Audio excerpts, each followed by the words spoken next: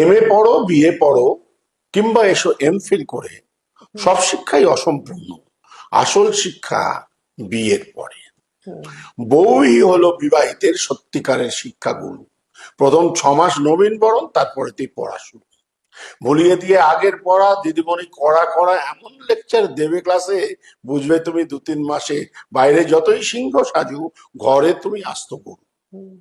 Student যতই ভালো হও, পড়ায় যতই মন দাও, যতই শেখো হাতের কাজ, আটা মাখা, শাড়ি ভাঁজ, বিছানা করা, রুটি বেলা কিংবা রোদে কাপড় মেলা, যতই করো হোমওয়ার্ক আর যতই করো পরিশ্রম, গুড পাওয়া তো দূরের কথা, 5 মার্কসের চান্স কম।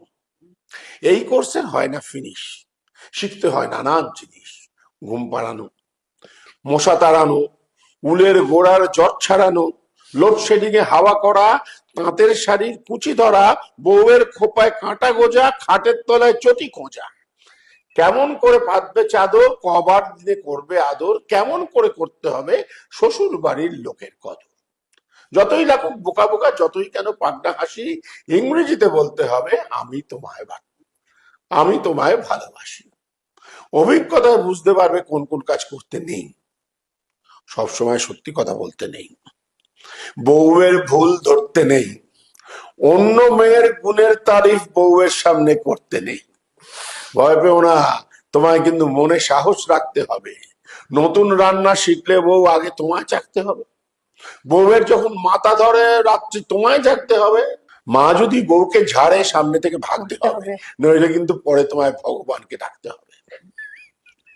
জন্মদিন ও বিয়ের তারিখ অবশ্যই রাখবে মনে। ঘুমের থেকে উঠলে বউ উইশ করবে কানে কানে।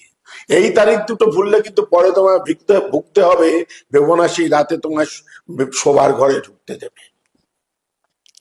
বাড়বে জিকে যখন তার সখীর সাথে শুনবে আলাপ। পুরুষ মানে হৃদয়হীন, সব পুরুষের স্বভাব খারাপ, বিয়ে করে ওনার নাকি জীবনখানা ব্যর্থ হলো, পড়েছিলে ওর হাতে তাই তোমার জীবন পড়তে গেল।